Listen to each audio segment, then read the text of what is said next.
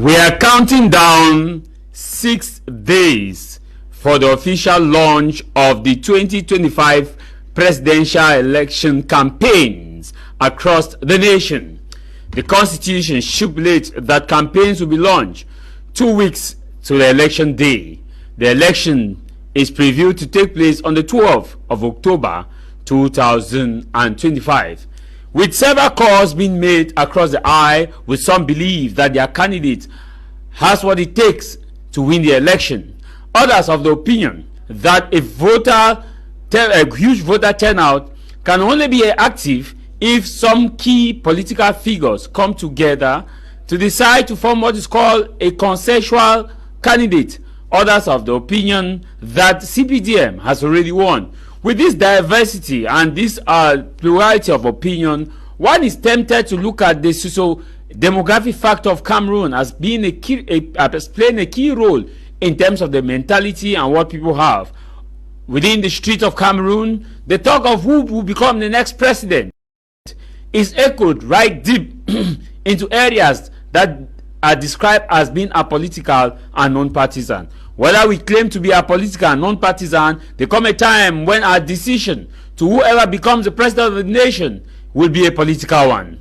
However, there have been several calls on some individuals to make sure that when participating in the election, they should actually do that not because they have been paid, but because they know they have a duty and responsibility to save this nation. With 12 candidates, including President Paul Biya, all lining up for the campaigns, all eyes are now focused on the President of the Republic to see if he will actually galvanize force and move across the 10 regions of our nation as other leaders and other opposition candidates are doing. However, as we move closer to the campaign period, one thing we must let Cameroonians know is that the politics of brutality should be condemned. The politics where people think that they can openly insult one another should be highly condemned. That politics, the politics of bullying people because they support a particular political party, should not be tolerated, because democracy is a respect of one's opinion. Respectfully disagree to agree, where people bring in their opinion, and the best opinion is bought by those who have the franchise and the legitimacy to cast their ballot. Over the years and months, we are seeing how people are being bullied because they support a particular political party or not.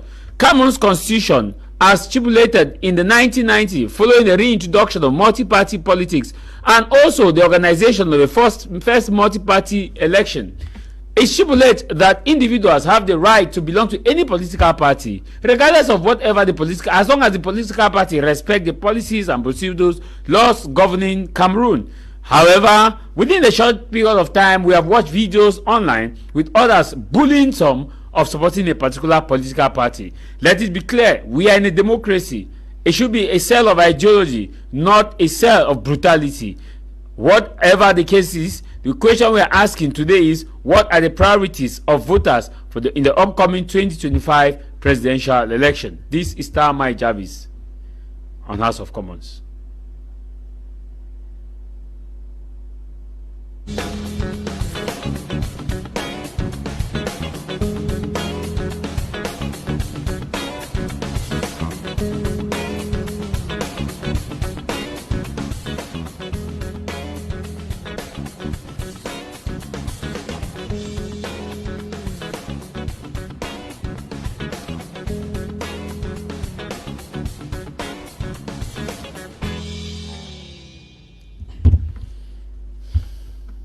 I want to wish happy Sunday to all those of you watching us on social media, on Facebook.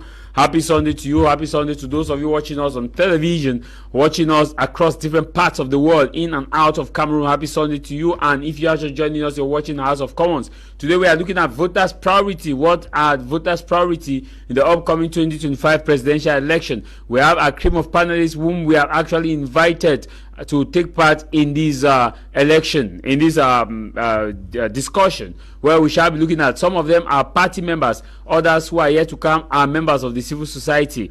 In the studio, we are joined by Mr. Prizo Eyemjo, who is a representative of the Search Espoir Matomba's political party, known as PURS, which is a political party that believes that they have what it takes to actually change and remove President Paul Biya and bring the much desired change that some Cameroonians who are calling for change politically have been clamoring for. Good morning, sir, and thanks for joining us.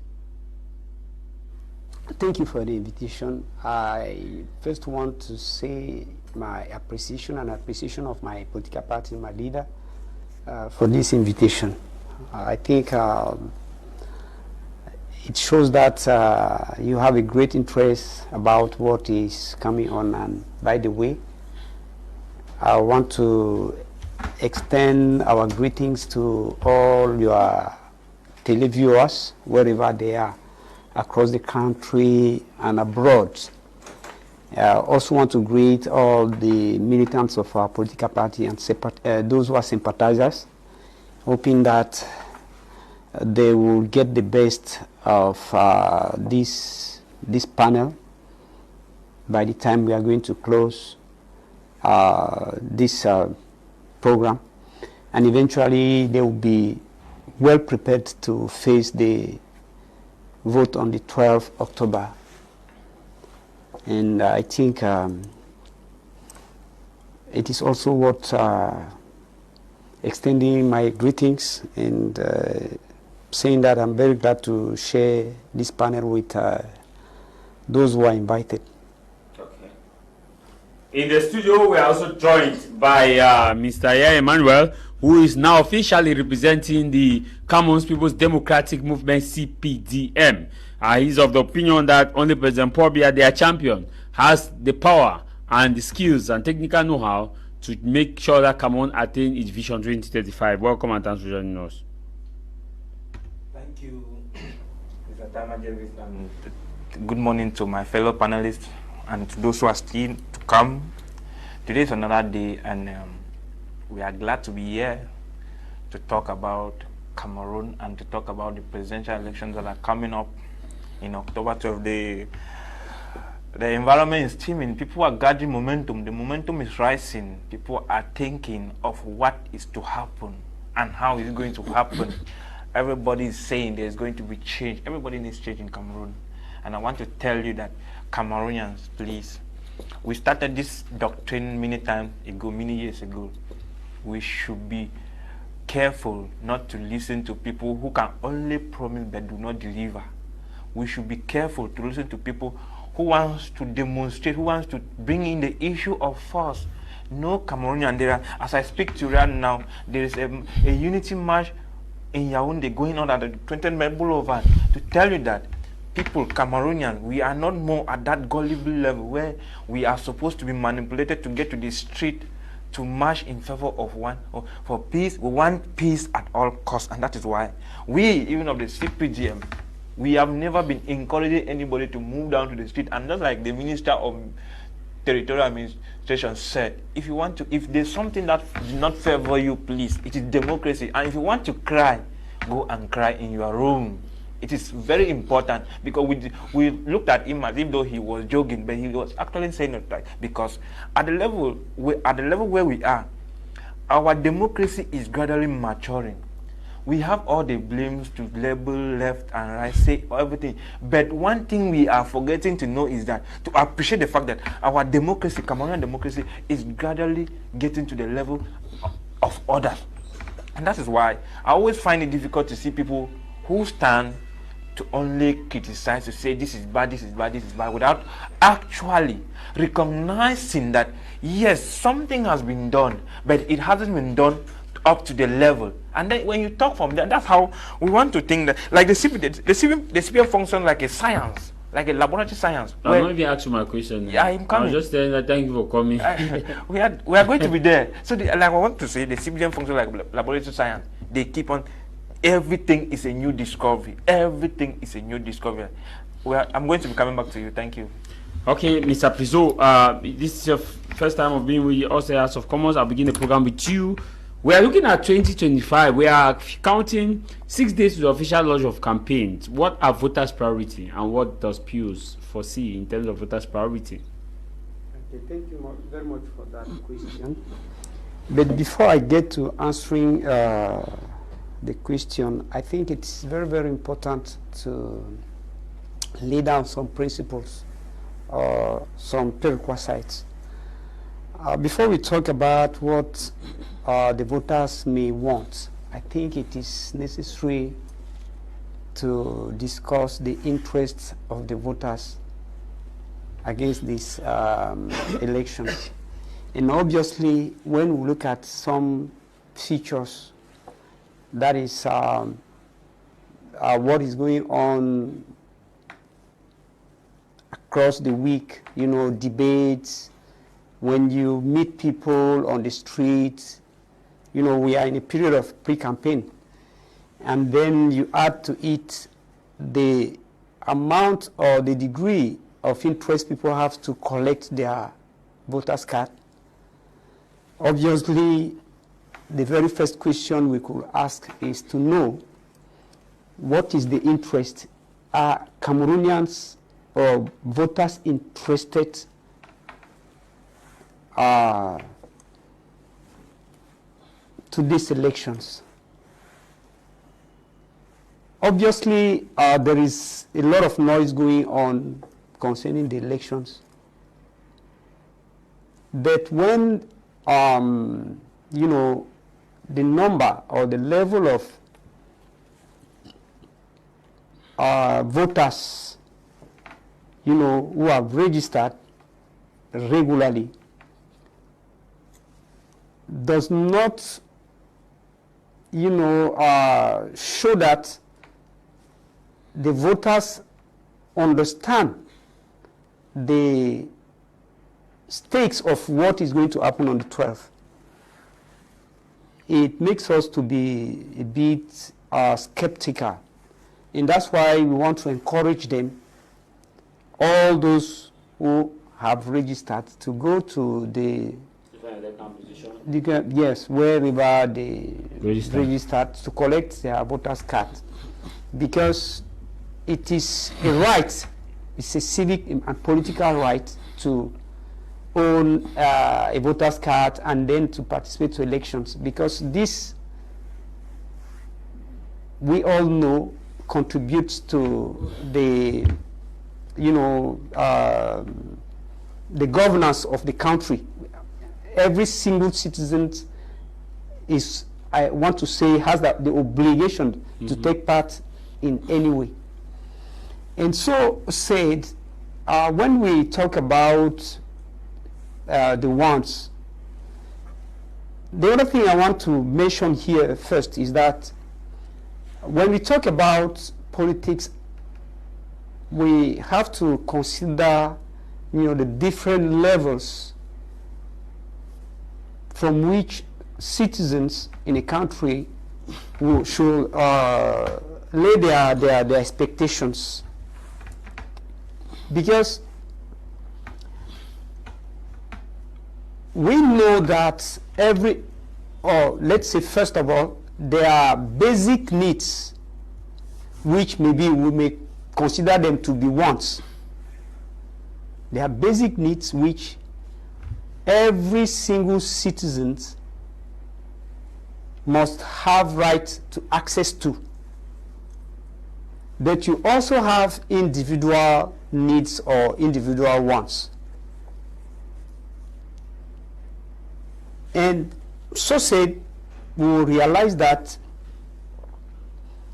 we are like in a situation of confusion, because the population seems not to be very well educated, you know, being enough abreast of these realities. So definitely you have someone who have some particular needs or wants which might not, you know, befit any good or the policies that are public. And this is a serious problem, beside the fact that when we look at what is happening around us today, you know, we have, for example, the crisis in the Northwest and Southwest, which has lasted for long. And you agree with me that the people there might have some other ones that are different from what is happening in the other regions. If you go to the far north, in the far north, the north and Adamawa, you know, these expectations are different. If you go to the central, so apparently it gives the impression that Cameroonians are not united in mind in respect of what has actually to be, you know, served to them. And that's the reason why we want to call on Cameroonians to know that there are common needs to all citizens. And we in our political party, the UPSR, led by Serge Matumba, our interest is to see that we are going to give out to Cameroonians what is needed for everything. That is what is common, that which is common. And between these provisions, we talk about education, equal opportunities for education. We expect that if we have to take over power, we are going to guarantee that families have a covering. Mm-hmm. Yes. And this is very, very important. Yesterday I was reading a paper where we're told that the National Insurance Fund has to, or we're about entry into the purchase of Shokokam, but lands that were seized by the government from the Benin people, and so on. So what we are going to see is that we review our constitution so that we can guarantee basic rights to all Cameroonians, and then we also secure their economic, their political rights. And we believe that if we do all these things, eventually Cameroonians will feel at ease and will actually enjoy their quality of citizens in this country.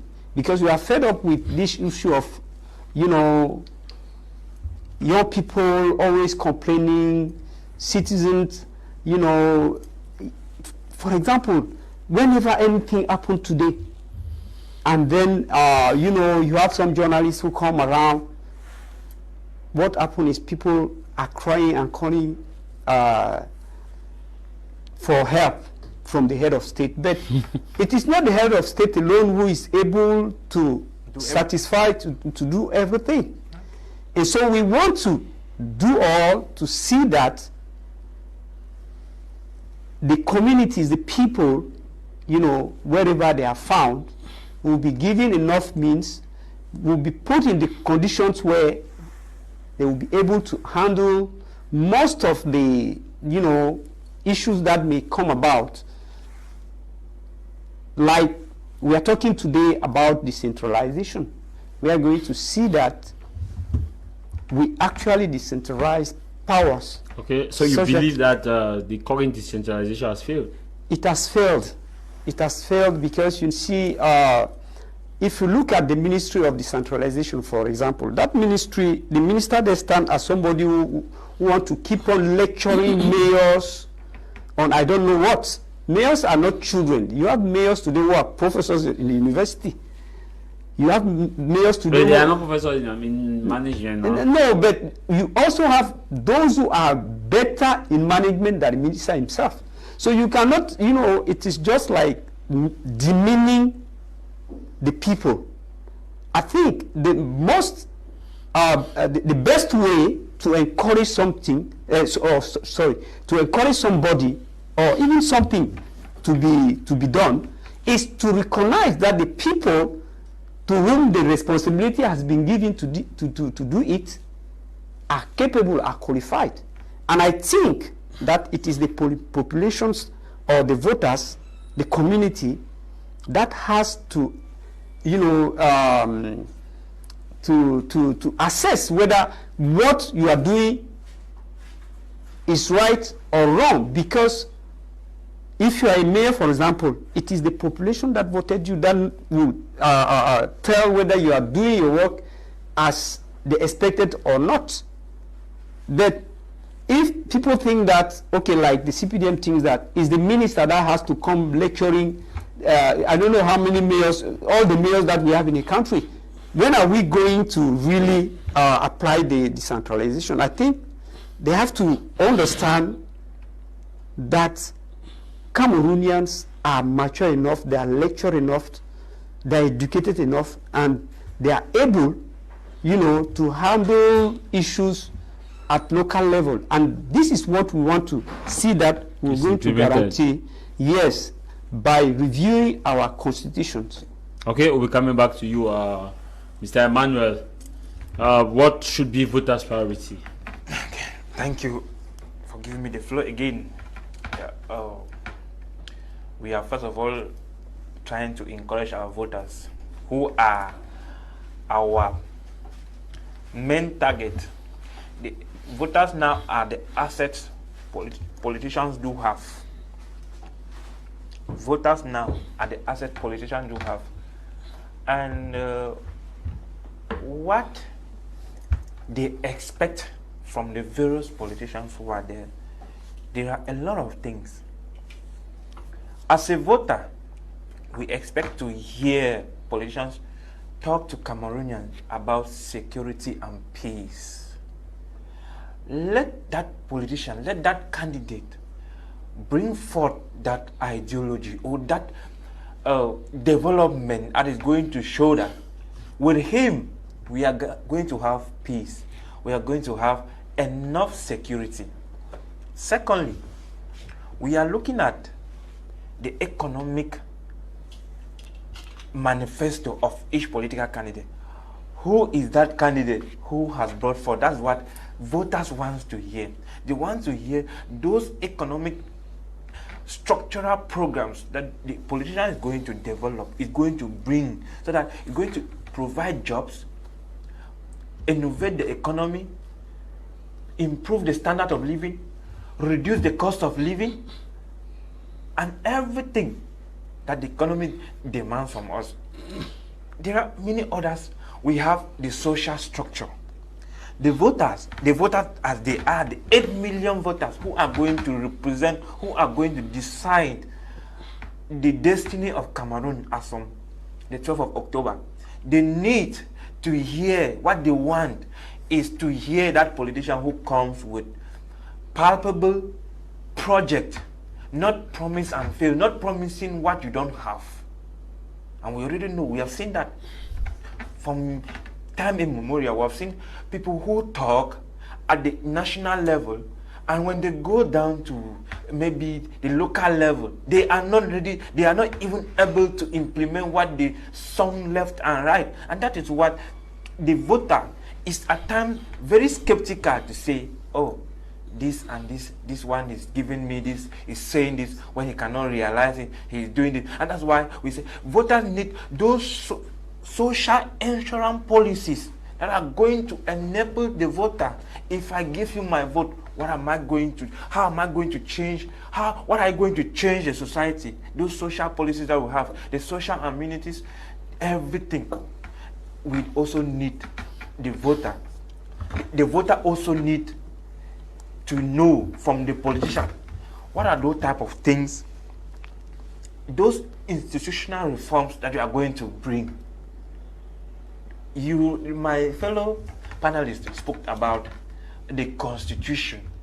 What is there? It does not suffice for us to come, for a politician to come and say, I'm going to change the constitution, this and that. Have you known the brain behind all of these things? You have to pick a particular article from the constitution and say, okay, this particular article of the constitution does not state well, or it has come to pass because it is right. For us to think that there are particular things of the constitution that we are right in 1996 and they are not right today. It's very important, and that is why we will tell Cameroonians that the CPDM functions like a laboratory. It adapts to every circumstance of the social strata. We were talking in 1996 when the constitution was introduced. The decentralization was not implemented because at that particular moment we needed to cement, to consolidate national unity. And at this moment in time that the decentralization has been brought forward, it is at that moment where everybody sees it that the local communities everywhere, everybody needs to be part and parcel of the government. And that is why the decentralization has been brought forth at the particular moment where everybody needed it. People will think that it's because of due to pressure. No. Like I said, we are developing, we are a growing democracy, and our democracy is not up to 100 years old. And we shouldn't behave, we shouldn't copy from people who are living around 500 years of democratic experience to compare with ours that is still growing. And that's why the voter wants to know we don't just want, we who are representing part of those voters, we don't want politicians who will come and tell us things that are far-fetched. Don't sell heaven to us on earth. Talk about what is real, what is going to happen, what we are seeing. And that is why it is very difficult. When I want to talk, I would like to bring it. It is very difficult for... So the CPDM has all these things. The CPDM, like I have already summarized it, policy of the CPDM, they function like a laboratory. For example, why is it that the past 30 years people are crying? We are developing. When we started, the CPDM came at a time where it was only one party. How did we develop? We changed from one party to multi-partyism. And is that not how a laboratory functions? A laboratory improves according to the needs and aspirations of the people. We have lapses everywhere. We have places where we have fallen short of glory, lack of will, and so on. And that's why we keep improving, because the scientific way, the truth of today can be lies of tomorrow. And that is why at the moment, if you don't have them, if you don't function with them, you cannot go forward. So, and that's why, so in essence, you are saying that the decentralization put in by President Bobia, the party chairman and candidate, is working effectively. It is working. I will not. Why should you ask me if it's working? Whereas you are a testimony to the fact. We are all testimony. Even the person from Pios is testifying that first of all he has already accepted that it's there, and then saying that it is there but not working, limping, and that's already a positive aspect. It is there. Very brief. I want to ask you a question. Yeah, you say decentralization was put in place when? In 1996. When did they appoint a minister for decentralization? That was in 2019. How many years down the road? So do you think that we have to keep on postponing things because they are written in the Constitution? I think that is why we have to review the Constitution. That's one of the reasons. You mentioned it yourself. That it's 1996. Constitution? Yeah, Constitution. Yes. But how many years did you wait before there will be a ministry of decentralization? That is excuse me, that is total failure, because first of all, I want to explain something to you might not know. Yes. You know, the CPDM always want to set confusion everywhere. Today, as we are speaking, okay? Yes.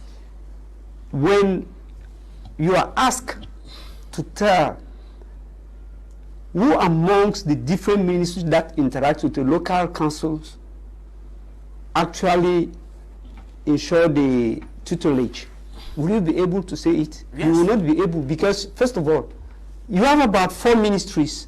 Yes. That want to, you don't know exactly which of the ministry is assuming this responsibility. No, you don't know whether it's MINAT, territorial administration. You do not know whether it's urban development. You do not know whether it's central decentralization. Yeah, because that is a confusion which many people say. Many people say there's a bit of confusion because at one point in time you don't know who is doing what at what point. Because for example, they take the road in Bamenda. Let's take a road in Douala. Now they will tell you that this is a city road, this is a municipal road, this is a national road. Now who handles, because budget spread across, because one point in time if you say okay this road is housing and urban development, they say no, it is national road. When you say national road, they say no, it is city road. It's take city road, they say no, it's municipal. At the end of the day, who does what? But when credit comes, everybody fights on the credit. And that is where we at times we get it wrong, because you cannot, if money has been allocated, let me start from you have people have answered it because you said money comes when the money is being disbursed. It disbursed under which tutelage? Who has it? And please, we should not be confused. I know the common man can be confused about that. The common man who sees, who just needs to see. Let me talk, please. So the you common consider- man, talking now. I'm waiting for you to land. So you consider that we are common people. We I'm don't know not talking. anything. We are common people. The common man No. wants to see things done, and Yes. then because he doesn't have the patience to interrogate who does what. How can you say in the Ministry of Territorial Administration has its particular function in a municipality, and that's headed, let me say, in the subdivision. It's headed by the DO of a subdivision. We'll be coming back to you. Please let me round up. There's something. Then when you go to the Ministry of Decentralization, Yes. which is the tutelage of decentralization of all the municipalities in Cameroon, it has their own functions.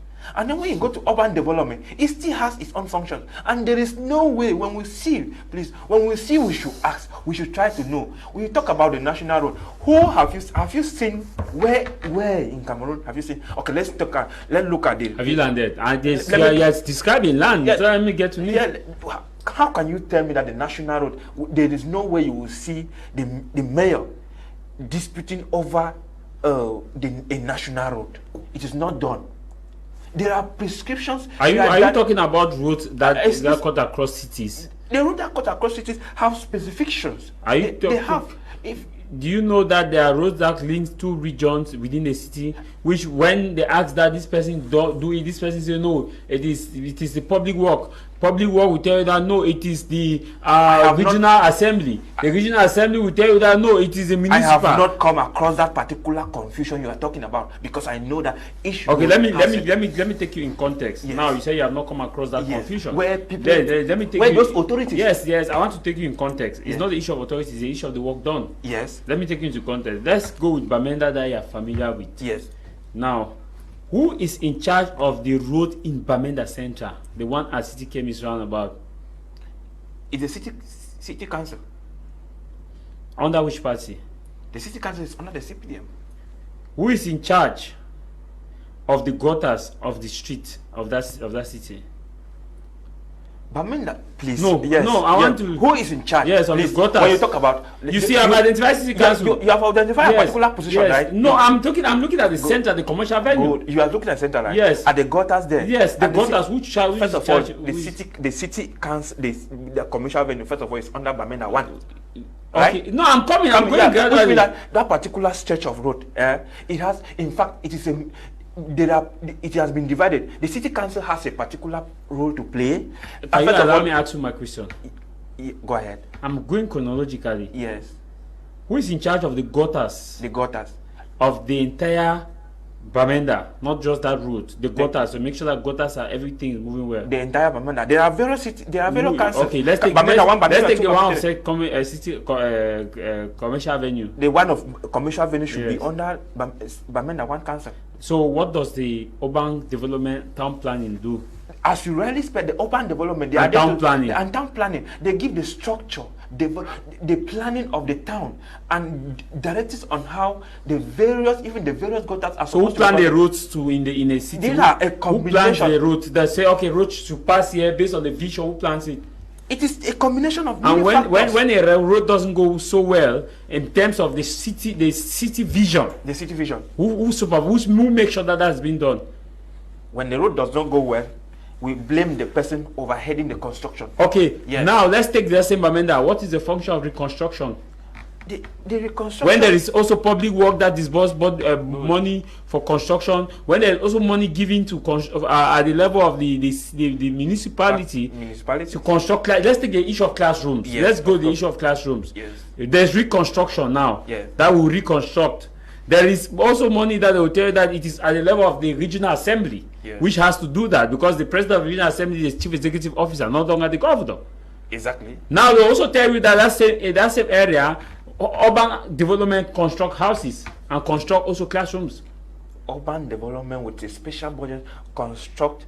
Did you know here the other day that the urban development minister said yeah. the president probably has asked her to construct all these low-cost houses? That's why they construct low-cost houses. Government do not construct council do not construct low-cost So housing. in all fairness, Yes. I want a yes or no. In all Yes. fairness, you will say that decentralization is working effectively. It is, and there's no chaos in who's no, doing no, what. no, no, no, no. You don't ask me economic question. Decentralization, and like I said, we are in a. You say you have not seen chaos. We now. are in a growing democracy, and decentralization is gradually being implemented, and that's why these structures are there. We should not miss up. No, we should not. you said you have not seen chaos. Yeah, I have not seen chaos where a In city the mayor is multiplicity of denying. function, Wait, where this one say no, it is this one. This one says no. I have not seen that situation where a city mayor is denying his role, that this particular role was supposed to be done by me, and somebody else is accusing the person. Thank you. Nick Arnold, thanks for joining us.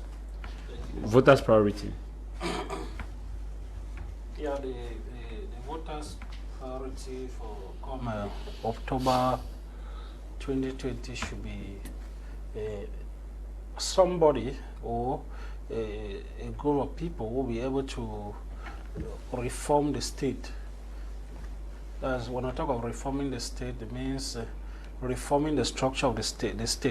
The present structure of the state is not in such a way that even if you come and replace Mr. Bia and maintain the very system, nothing will still change. The people, the suffering we are going through will still be the same. I felt a lot of pains hearing the representative of the CPDM trying to explain failure. You see, that's very difficult to explain something that's not working.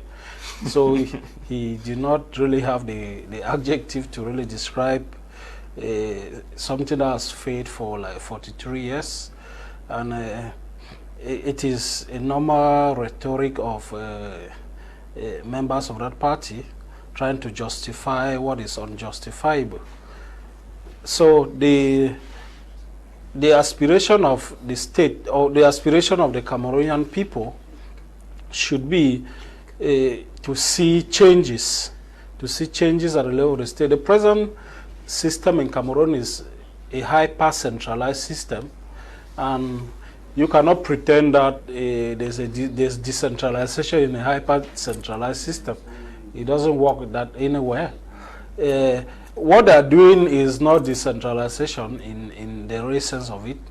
What they're doing is they're trying to do a kind of deconcentration of services that are within them. And you see that even to deconcentrate what is within them to the local councils is still very difficult for them to do.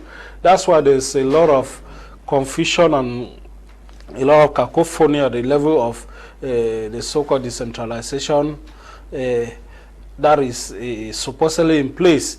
How come a decentralization law will be put in place and 23 years after it is difficult to implement?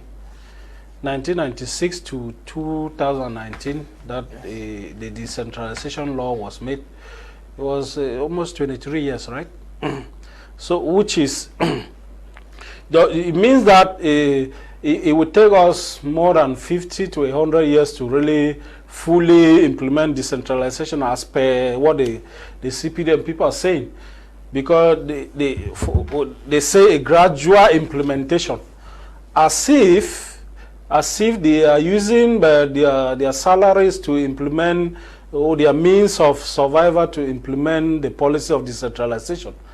If the Cameroonian people are the one contributing money in terms of tax, money in terms of natural resources that are supposed to benefit everybody, if all these means are the ones that are being used to implement effective decentralization or a system that works for everybody, it shouldn't take infinity for that to be implemented.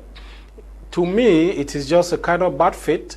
It's just lack of political will that these people don't want a kind of change. And it is something that baffles everybody, because you will realize that most of those who are in top government positions, they are people who study out of this country. They study in one of the best schools. They've traveled around the world. They've seen how things work elsewhere. But it baffles us that when they come to their own land, it is difficult for them to implement all of these policies. It is, to me, I really like adjective to describe this kind of situation. Okay. Yeah. So anybody who coming or aiming to be the next president of this country should be somebody who's going to come to dismantle the system, reform the system, the structure of the state. The current structure of the state, as we maintain it, if it would take us more than 100 years, we will not be able to attain the desired development that we want. A lot of ministries, multiplicity of ministries doing one and the same thing, causing confusion every day. If you even talk about decentralization and the real sense of it, for decentralization, you don't even need a ministry of decentralization. If you want to give power to the local council, you give them the power and allow the law to be the judge. You don't need a minister of decentralization to be giving some people instruction, people who have been elected instruction on what to do and what not to do. And all of these things is very, very serious. Any presidential candidate who is coming in place should be somebody who is ready to scrap off all of these ministries. Ministries that are conflicting in functions.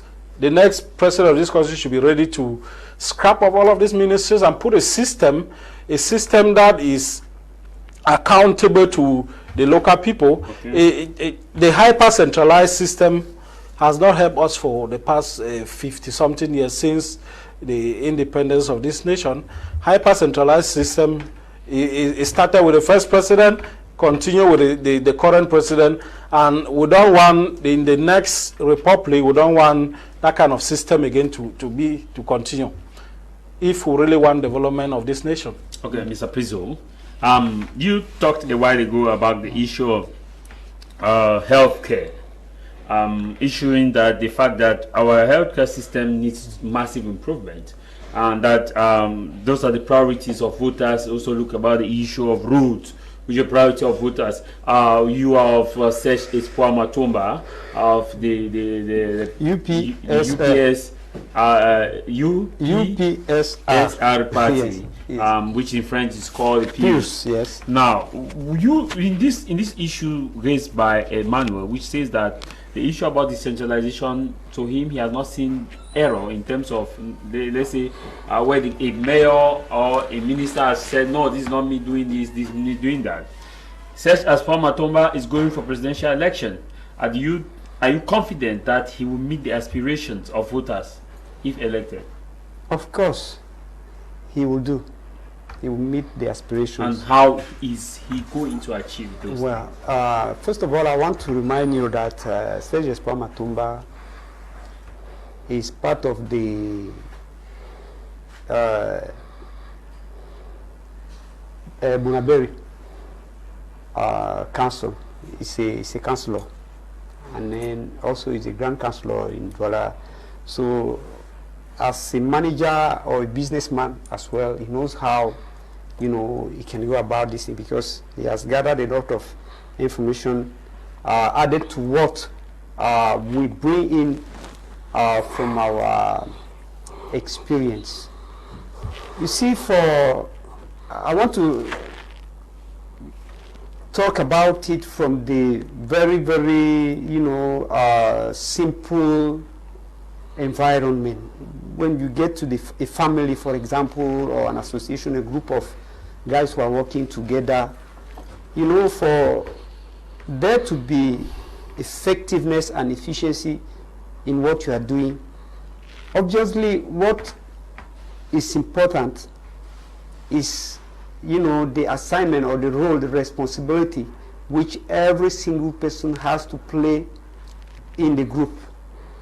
And definitely what makes it to be efficient is, first of all, the law or rules that organize the group. And this is the same thing that applies when you get to a council, when you get to a ministry, when you get to a state.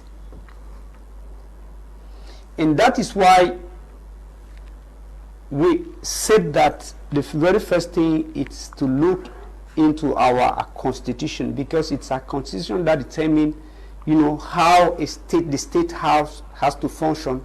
That determines the power of the head of state and all other you know, organizations or structures of the state, and also the one of every single individual. And that is the reason, therefore, why we are focusing on reviewing our constitution. And by the way, if we succeed to, you know,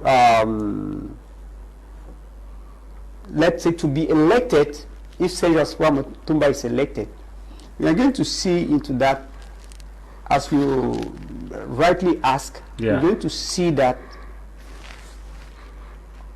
you know, responsibilities as the government that we put in place will be concerned, will be very clearly defined. Yeah. What we are going to do is to avoid conflicts between, you know, ministries, between, you know, regional, divisional, or subdivisional organizations, such that every single structure of the state, every single person, a civil servant who is appointed, every single agency will know exactly what to do. Mm-hmm. And when you do what you have to do, or you are assigned to do at any position, what will be done is we are going to gather all, you know, the results, or we are going to gather all the reports that will be made from every officer and every office, and see that, you know, after evaluating what they have done, we can, you know, we can chart a way that will make their local assignments or their local achievement profitable to the entire citizens of the nation. Because you cannot want or desire that there should be improvement on something. If we take, for example, the road we are talking today, you know, for someone to say there are good roads in Douala today, or that discipline is done, I think that's to be a traitor. The roads are very, very bad. So? Let us just take the road that comes into this place. Let's go to the market.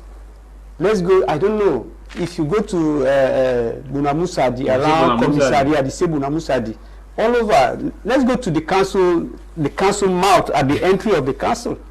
The roads are very, very bad, because actually we do not know who exactly has to take care of the roads. But if these assignments were clearly written on the paper, and you know, those who are in the top management who have to supervise it, it's not there would have been no problem. But it is because of conflicts. The mayor, the mayor of Douala 5, for example, we want to do this. No, they will tell you that no, it is the responsibility of the city mayor.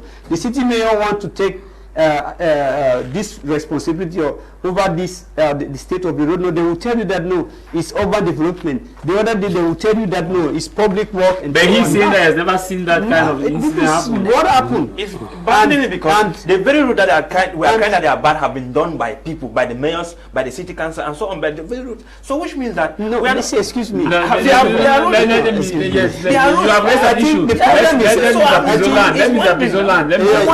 your problem. Your problem there, yes, and the fault of the CPDM is that you do not know who exactly is in charge. We know. You do not know. We know. That is the reason why, even when you control a city like Douala, your mayors continue, you know, to fight one another. You remember? Let me remind you that there was a conflict even between the mayor of Douala first, when the government delegate was there, with the government delegate. Because of, I think, this issue of impounding vehicles. Yes. There was a problem, there was a quarrel, until they have to be an exchange of letters, which, you know, is not sound. It was just misinterpretation of administrative text. When you say just, when you say just, when you say just, that shouldn't happen at all. That shouldn't happen if the responsibility, the functions are clearly spelled. And that it shouldn't happen. And it continues to happen even today. You rightly said in the days of the government. And he said, I'm saying even today, you have a lot of conflict. That's why you see that the city council doesn't even supposed to exist. Yes. They're not even supposed to exist in the first place. Mr. Emmanuel, you seem to have you wanted to actually react to it. But let me ask you the question, because you raised an issue. You said the roads you are talking about are the roads that have been done by the mayors. That's what you said. Yes. Now, my question to you is, how good were these roads done? Now let's because you answer. You said they have been done by the mayor. Let me take the issue of Sable, the road in Sable getting to Bonamusadi. That route has been constructed. Yes. And there are portions of that road that are really bad, causing traffic. Yes. So when you may say they have been constructed by the mayors, most of the mayors are your mayors. Is it what makes the road so bad within a short period of time? Good. I have two answers to your question.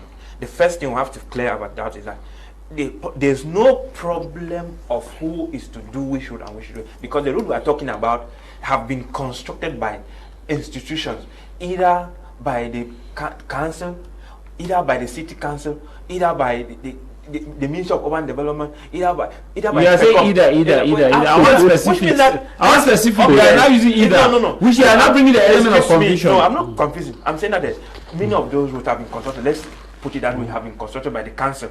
They are cancelled within the council jurisdictions, right? Yes, so we should not be asking who is supposed to do that. They are saying that who is supposed to construct which road. He has given you two examples. He has given you examples. He has given me examples. He is telling you that about things that happen illegally. Please, I understand some of those things. I will not bring them here. What he's saying about a levying of a pounding of vehicles. Those are things that happen illegally, because we have jurisdictions where a council has limitation on what to do and what not to do. We understood. I even participated in one issue where a bike was caught somewhere and then taken to another, and you discover that it is not even the mayors who are doing those things. There are agents who just want to sabotage people. I will not go there. Now let me talk about what happens. The roads are there, and now if the roads are bad, we have two things to say. If the roads were constructed not well constructed, you have to blame the mayors, and that is what we have always been shouting at. You go to the court, you will see. You go to the state audit. These mayors are under which party? Even they are CPD mayors, and because they are CPD mayors doesn't mean that they are scot free. They will have to pay. They will go in for it. And there are many of them. Go to the court, you will see. But these are the same people championing President Go to Canal. Go to Canal. Go to all the investigative agencies. You will see files of all those people who do not carry out the instruction, who do not do what is supposed to be done. We are not saying that because we are the CPD when you do bad work, you are not going to be punished. And what has happened to them? If that was the case, you would not see there are many mayors in prison, there are many ministers in prison, there are many DJs in prison. All of them are CPD members, and that is why we don't condone, we don't romance incompetency. But it happened. We're in a growing society. It happened. The CPDM does not romance incompetency. You may not understand, but that is a fact. We should not think that those people who have done good. The other time we saw the road linking the Bonamusadi and Bepanda, who are also supposed to construct the road. Have you tried to find out where are the people who raised the alarm? Those are some of those things we should get to tell the society. We should get to tell the audience that the things are done. We have people to blame because contracts are being awarded. People take and do what they are supposed to do, what they are not supposed to do, and that's why many of them are going. If not now, it is tomorrow. Okay. But nothing has been left untouched. Good. My question. You said something about illegality and legality. Yes. That impounding of vehicles is something that happens illegal or legal. Let's not go to the details of illegality or legal. Yes. Which means that you are clearly telling us that, okay, what is in your definition? What is the function of the city mayor? Oh, I will not actually. Since you say that, okay, this confusion does not exist, it is clear cut. What is the function of the city mayor and the function of a mayor? Okay, that one I will not be explicit on that because maybe he. Well, he's giving you based on his experience. He's giving you based on his and experience. based on what they have been able to see on the ground in Douala, Yes. which happened in the days of Dr. Friston Anthony, Yes. and which is still happening today. Where you see Douala, you see a council 1 is fighting with council 2, and the council 2 is also telling you that no, then the city council comes and tell you that no, this issue is the city is a city issue. So now that's why we are saying that. He's saying that this confusion is coming because clear-cut policies and procedures have not been put in place to show that okay, this is where your power ends, this is your jurisdiction, this is what you can do, this is what you cannot do. And that's if the And that's why you say that no, there's no confusion about it. That's why I'm asking the question. Yeah. What is the function of the city mayor, and how is it different from that of a mayor in a particular municipality? You started by giving one of the functions that if the two councils, let's say Douala 1 and Douala 2, having issues, inter-conflict issues, and the city mayor comes in, which means that the city mayor, the city council already plays the regulatory body as a regulatory body. But what I want to say is this: is it decentralization of the city it mayor? is. I'm talking about you mentioned. There's no regulatory body when there's a conflict between two councils. It is part of the decentralization policy. If we're in the North and South, we'll be talking about, we'll be bringing in the public independent conciliator. If we're in the North and Southwest, we'll bring in the issue of the office of the public independent conciliator. But since it is not here, we will have to be. And they don't say the regulatory body doesn't mean that it's going to be punitive. That's why you're already thinking, no, it's not punitive. We have bodies that are going to take charge in those things and arrange them. But what I'm trying to say is this: those things are there. There are clear-cut distinctions on what to do, who is to do what at what level. But now the problem we are having with us Cameroonians is that people do overlap into people's other functions. People are left with theirs and they do other ones. Let me go back to what we were saying about the issue of impounding vehicles. It's happened somewhere. I'm not going to call them. I'm not going to tell the place where people crossed into another subdivision, took bikes and went with it the other way. When it happened, people were there. If I call the names, you will recognize them. When it happened, when you went there, we said, okay, this is where the bike was. Luckily enough, those people, the bikemen who were involved, they knew that they were in, though they have not paid the duties they were supposed to pay, but they knew that this is where they are supposed to go and pay their dues and not this other way. So those are the things that when the mayor came, they were so, where are they coming from? Which particular jurisdiction? And then it turned out to be that it is those people who wants to get money at all cost. Some of the agents of the council who want to get money at all cost, doing that without the consent of the mayor. So I see at the end of the day, the mayor bears the blame. You see that, which means that those are some of the things we have to educate ourselves now. It is our role now to educate the public that please, if you are here, if you are a bike man, for example, if you should know, if you are a bike man under Douala 5, know the limits of Douala 5, where you can pay or collect whatever. Yes. We have public works. We have, yes. There are roads within the city which are constructed by public works. Yes. These roads are roads that link the regional headquarters to the national road. Yes. And it passes through the municipal roads sometimes. There are areas where a road passes through the municipal road and the municipal mayor cannot work on it, telling you that it belongs to public work. We refuse that allegation. Okay, let's take the example. I'm going gradually. Yes. The second, you have urban development. Urban development has its own work that it's doing. Yes. City and urban, town planning and urban development. That same time, you have the regional, let's take for example Boya. You have the regional assembly that has its own budget. Yes. That the law gives them the ability, because the law says education and some kind of services are within their total control. Yes. Secondary education. Let's even go away from road. Let's take education. You have the Ministry of Basic Education. You have the regional delegate of basic education. The concentrated. You have the regional councillor, the regional councils that need to take charge of education in that same region, because the law says, as per the law of special status, you give them that priority. And there was a degree of application that was already sent on how the regional council I am coming. How is supposed to manage education? Yes. Now you have the governor, yes, who is in that region. You have the regional council president, who is supposed to be the chief executive officer of the region, not the governor. Yes. But the governor still play that role. Now you have the regional council that is supposed to be in charge of all of these services, but that same Ministry of Education has delegate regional departmental delegate of education, and regional delegate of education, inspectors of education. Then at the end of the day, who does what? Okay, you spoke about education. Well, let's get it clear. Before the actual application of the law of the 24th December 2019 on decentralization, we had all of these things in place. Yes, we still have them in place.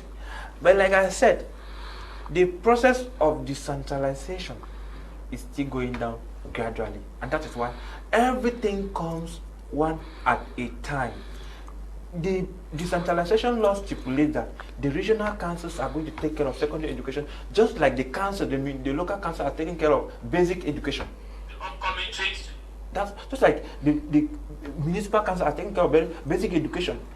The laws are there, and gradually, what is now at the level of implementation is the level of the disbursement of the various materials, the funds to manage it.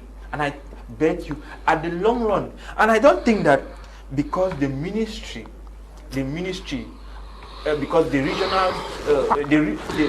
regional assembly is taking care of basic education, secondary education, that automatically scrapped off the regional delegate,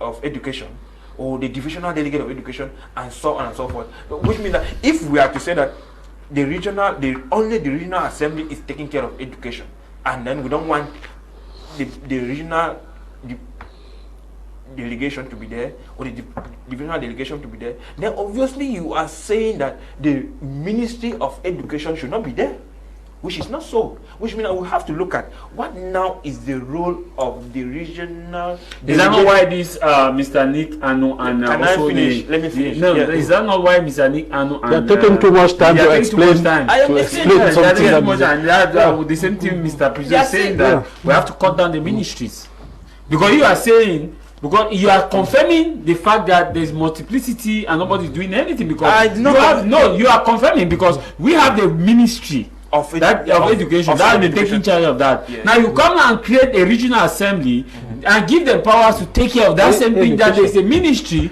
that exists within the regional level. Within that same regional level, you have the departmental level. Let's also take an issue about even the issue of special status. Let's take the issue about the SDOs and DOs. A lot of questions. No, the issue is you keep going on. I want to explain so that we understand. But your explanation takes long, Napa. We should not only focus on. We should look at it. It is gradual. I cannot be able to demonstrate actually how it has been taken effect.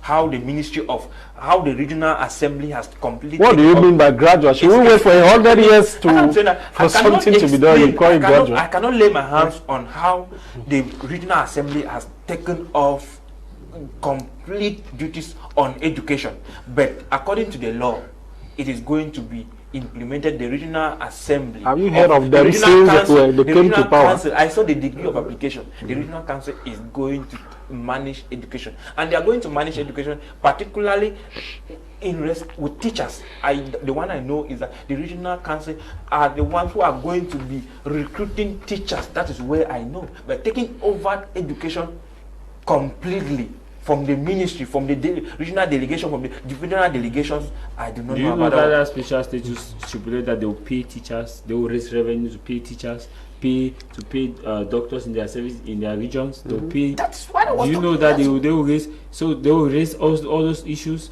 So you are saying that's what you are saying. But now we have an issue of the ministry. What becomes of the ministry? See? The ministry does not pay teachers. It is the government that pays teachers. No, we are not saying that the ministry pays teachers. We are talking about follow-up Therefore, that is why, which means that at the end of the day, when all of these mechanisms have been put in place, the ministry is now like the follow-up body, the supervision. Like you said, the governor is just the supervisor of this. We are laughing, but those are things that are going to be implemented. I don't know which, the camera is on you. Mr. Please, we should understand these things. We should not be confused. No, you guys say we should not. I'm already confused. Don't be confused. The way you are explaining, follow the things directly the way they are. How should we follow it? The governor for the regional president is there, but the governor is still the supervisor of all administrative and security. So the regional, who is now the official chief executive officer of the region per constitution? By the constitution, the official chief officer of the region. When it comes to regional status. When it comes to regional status, is the president of regional council. So what are you saying in essence? That was a function of the governor. The governor is a supervisor. He's a representative of the head of state. Representing what? The law says. So there's a representative of the head of state. No, excuse. You have raised an issue from Mr. Pizzo. You have raised an issue. The law states that the special status says that the regional delegate, the regional assembly president, right, is the chief executive officer of the region. Which and shall represent the interest of the state. Represent the interest of the state, the chief of the region, which means that he's that boss of the region.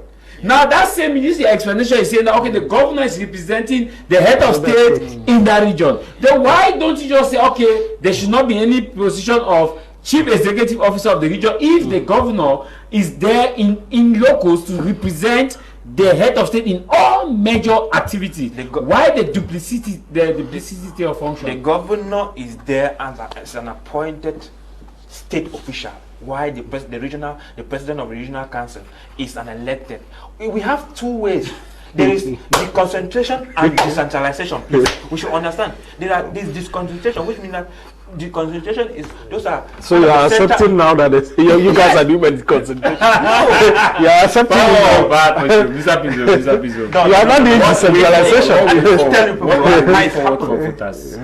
To pick a good candidate. Yes. First of all, I want to say this. You see, sometimes when we look at situation, what is happening, people look at things, physically. And as I earlier said, the voters are just like confused because, there is this issue of a consensual candidate. Yes, but because people are unable to read in between the lines, they do not understand. First of all, it has never been said, but I will say it.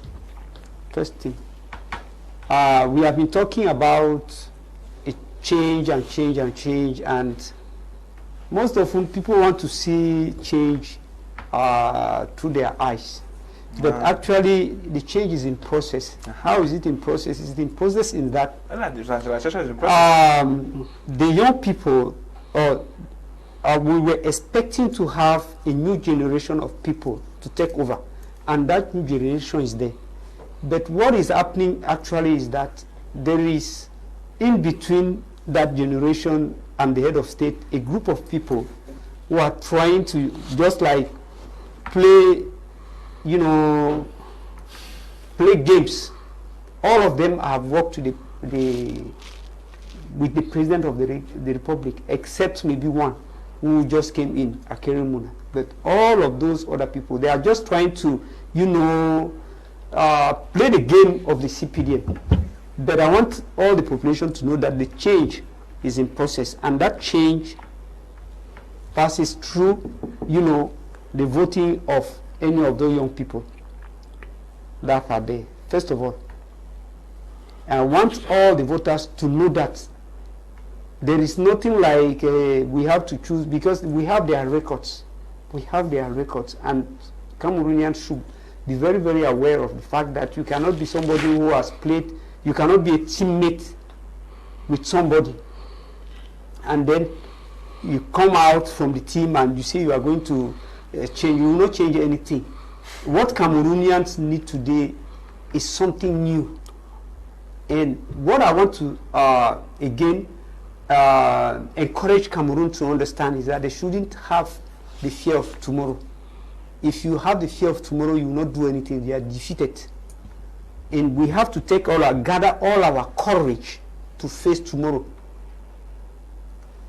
And the second thing which I want to say here is that when we look at the candidate, the true candidate that will come for the opposition is within the Fumban group. It is not what people are hearing. Is it Serge Mutomba? Of course. But Issa Chuma had a representative in the Fumban group. What he says from Fumban group, listen, who presented him? No, we say he had representative. Who presented him? Who presented him? Okay. Who presented Issa Chiroma? Okay. It is like yes. Who? It is Union for Change. Union for Change, but they are not part of it. Please, excuse me. No, they said part of the Douala group. I'm saying that they are not saying that is the Douala group. A faction. No, listen, excuse me. Is Jukan Chaman not a member of the Douala group? Listen to me. You see, those guys, I want to say here, they are clowns. Yes. No, you may describe them clown. No, you may describe them clown. Mr. I'm on you now. You may describe them clown, but I want a straight answer, yes or no. No, I want to give you some explanation. No, you will learn. You give your explanation. But I just want us, for the sake of clarity, you have time. Yes. Is Mr. Jukan Chamani not part of the Douala group? It's part of the Douala group. Is Anisene Kane not it's a part member of the that Douala group. So will it not be fair to say that some members or part of the Douala group have endorsed Okay, let's agree that that part logic. of them. Okay, part of them. Let us agree that part of them, because the group with some other few individuals. Yes, I agree. That's why we are using the word part. We are not saying that the I agree with you. It's part. The land now. Yeah, I still want to tell you that that is not the candidate. Why? Because if you look at all those who belong to that group, those are people who were there in the early 1990s, and that have reached an age. First of all, they didn't succeed. They didn't get what they wanted in 1990. From 1996 up to today, 1990 up to today, they have not had it. And so this is just their last card. The game they played for them to have the candidate of MRC and so on to come. It is a game of money. They just want to get their money because they know that after these elections, they are going to disappear. They will never hear about them again. Okay. So, you understand? So let it be very, very clear. But if you look at the group of Fumba, there are hopes. But how will you feel if tomorrow UDC candidate who had indicated that she will like she's ready to put out if she is a consensual candidate? If by tomorrow, how will you feel if you hear that UDA has backed Chiroma and has Chiroma and Akere has backed Chiroma? Because Akere has called on Bello Buba and Chiroma to come together. Yes. And Akere was part of that Fuban. Let me tell you. To an extent, I want to tell you that I do not agree with the role Akere Muna is playing. And that is why is of that group of people who are trying to, just put sticks on the younger generations. So we say it's being realistic. No, it's not realistic. I think, to me, if it's realistic, it's to support these young people. Let's say, first of all, to agree that the power today has to go to the younger generation. First of all, he has not been in the government. Secondly, he's not the leader of a political party. But he's coming as somebody who has expertise, who can help. The father was the speaker of the assembly. So he knows about a number of things. He's very well abreast of the international, laws and so on. He has mingled himself with people. So what role should he play? Is the role of a counselor to the younger generation and to the population of Cameroon. Because this mingling with Issa Chiroma, Bello Buba Magari, these are guys who are responsible of Okay. the condition where we are today in Mr. this I want to country. ask you a question. How? Mr. Piso, I want to Yes. ask you a question. Are you a Christian or a Muslim? No, it's not a matter. No, of, I want to. Excuse me. It's no, not a a traditionalist. I want to ask you a question. No, a traditionalist. You know. No, I don't want to. I don't want to place their faith. I want to ask you just. I'm here. You are familiar. No, it's not about faith. Excuse me. Have you ever? I'm here. Let's say I may accept that. You tell me I'm here as an intellectual. Okay. Because are you familiar with Christian? Yeah, of course. Okay. Are you familiar with the word Apostle Paul? Apostle Paul, yes. Who was killing Christians? Yes, I know. What happened at the No. These are very, very different situations. Excuse me. These are very, very different. You see, we do not have enough time. I could have told you about Issa Chiroma, about Bello Buba. Why? Because in my early days as a civil servant, I saw all those people with my eyes when I was working in Adamawa. I can tell you the history of the UNDP. Yeah. You understand? Yeah, I understand, but how it was created and what happened. Yeah, I'm just looking at you in terms of ethics. You cannot trust those kind of things. So we should trust Search Yes, Matomba. he's better than them. So by far. Are you confident that Search Matomba can win the national election? Of course. Does he one border? No. Does he have national representative in the northwest, the southwest region? Yeah, we have regional representative all over the country. It is true that our party is not sufficiently grounded everywhere, but we have regional coordinators everywhere in the country, all over the country. And there is one thing, another thing, you see, there are some important features we have to take into consideration. You understand, when we are going into this election. First of all, people generally talk about the political project of the social or whatever project of a political party, but there are some other elements. Are you an elected candidate? That is, are you elected somewhere at the local level? That's one thing. Second thing is, I'm just giving them, without any precise order. Have you had an experience as a candidate at the presidential election? Thirdly, do you have the means to go in for the presidential elections? And then, how grounded is your party all over the nation? And all these elements, these are features that can help people to discuss and to see around who to converge. We're out of time. We're out of time. We're out of time. And we have all this. Yes, now. Let me briefly. Why can't these younger candidates come together? If you claim that these are the people that we should trust, why is it so difficult for Search Matomba, Iram, and Teki to come together and say, okay, we want Search Matomba? Why are they also behaving like the It is. There are two things. First thing, and which is not good, is self-interest. And if you look at those candidates very well, you can name those who are working for their self-interest, because you do not have the means to go to the elections. You must have, self-interest is when you want to gain for yourself, but you don't have the means. In this case, to go into elections. First, we have the means. That's the first. No.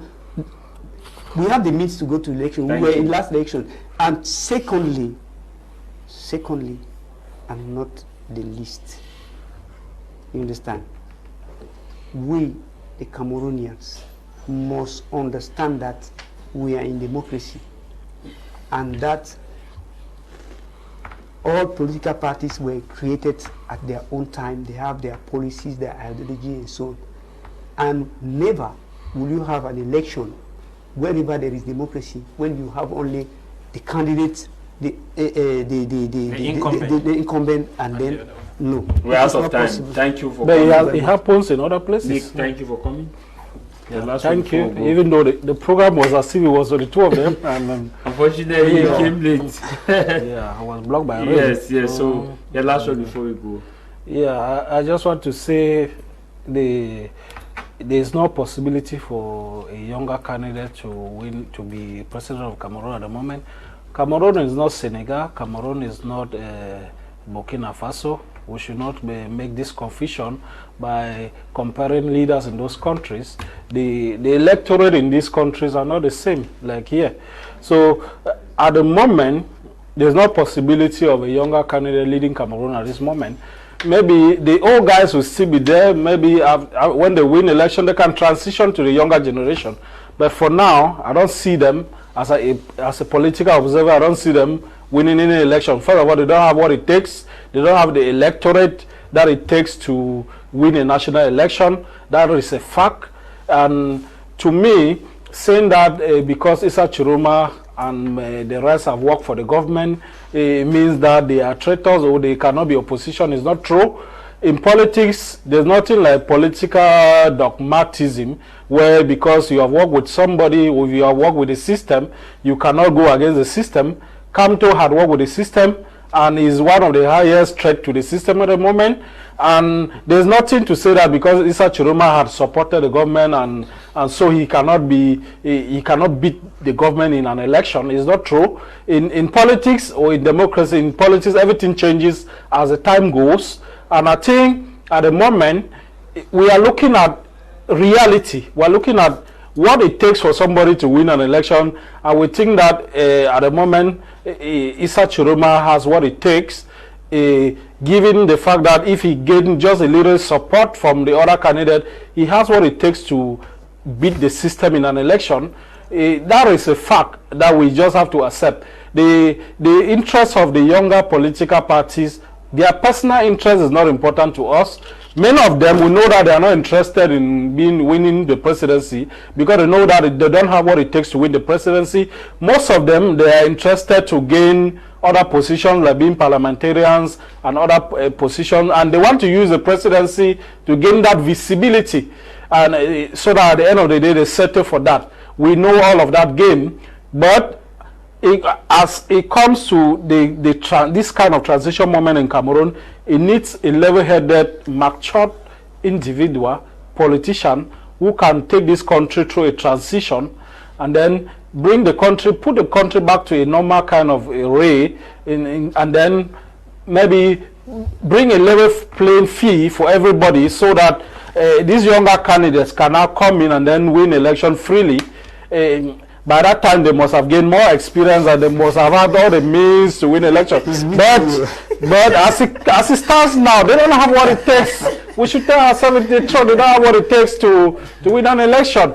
And I think supporting Chiroma, I'm not a member of his party. As a political observer, I just see that. I'm looking at what it takes to win an election. And the pool, yes. He has what it takes to win the electorate as we speak right now. He may not be the best. Okay, thank you for coming. Thank you, and I want to say that my few last words.